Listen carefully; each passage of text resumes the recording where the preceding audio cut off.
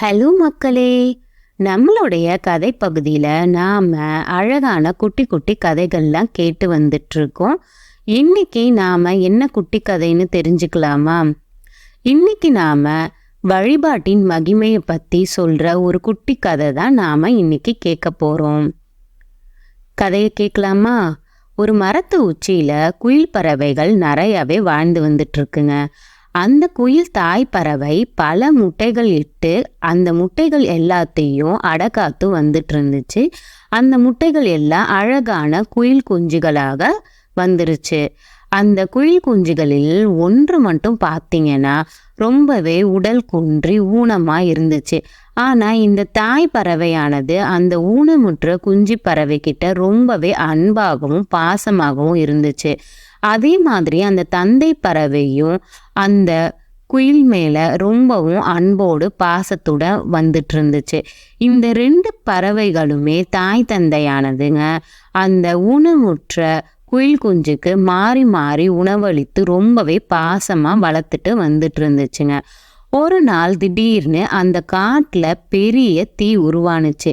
அந்த தீ நெருப்பு வேகமா எல்லா இடத்துக்கும் பரவி எல்லா பறவைகளும் மிருகங்களும் பயத்துல அந்த இடத்த விட்டு வெளியேறின.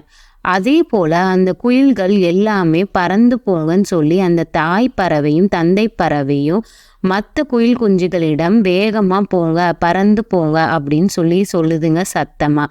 ஆனா அந்த தாயும் தந்தையும் கொஞ்ச நேரத்திலே பதறி போறாங்க. ஏன்னா அந்த ஊனமுற்ற பறவையால சுத்தமா பறக்கவும் முடியாது, எந்த செயலும் செய்ய முடியாது. அதனால இந்த தாய் தந்தை 2 குருவிகளும் அதே இடத்துல அந்த குருவியோடைய இருந்துடலாம் அப்படின்னு சொல்லி முடிவெடுக்குதுங்க.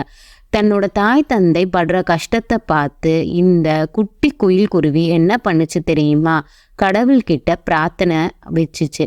அந்த பலவீனமான குயில் குஞ்சு மிகவும் அக்கறையோடும் ஆர்வத்தோடும் கடவுளை பிரார்த்தனை செய்யவும் ஆரம்பிச்சிச்சு. கடவுளே, இந்த காட்டு தீயை உடனடியாக எப்படியாவது தணிச்சு எல்லா விலங்குகளையும் காப்பாற்றுங்க. என் தாய் தந்தையை என மேலே காட்டுற பாசத்தை பாருங்க. இந்த பாசத்தை பார்த்து உங்களுக்கு கண்டிப்பாக அவங்க மேலே அன்பும் கருணையும் கண்டிப்பாக வரும். அதனால என்ன போல மற்ற விலங்குகளையும் நீங்கள் காப்பாற்றுங்க. எப்படியாவது இந்த தீயை அணைச்சிருங்க அப்படின்னு சொல்லி ரொம்ப உருக்கமாக இந்த ஊனமுற்ற குயில் வேண்டுதுங்க. திடீர்னு பார்த்தீங்கன்னா ஒரு ஆச்சரியமும் நிகழுது. அது என்னன்னா, திடீர்னு ஒரு பெரிய மழை பெய்ய ஆரம்பிக்குது. அந்த மழையால் அந்த காடு நனைஞ்சு அந்த தீ முற்றிலுமாக அணைஞ்சு போயிடுது. இந்த காட்டில் வசிக்கும் அனைத்து ஜீவராசிகளும் ரொம்பவே சந்தோஷம் அடையுதுங்க. இந்த கதையில் பார்த்தீங்கன்னா நம்மளுடைய உண்மையான பிரார்த்தனைக்கு உடனே நல்ல பலன் கிடைக்குன்றது தான் இந்த கதையிலிருந்து நாம் தெரிஞ்சுக்கிறது.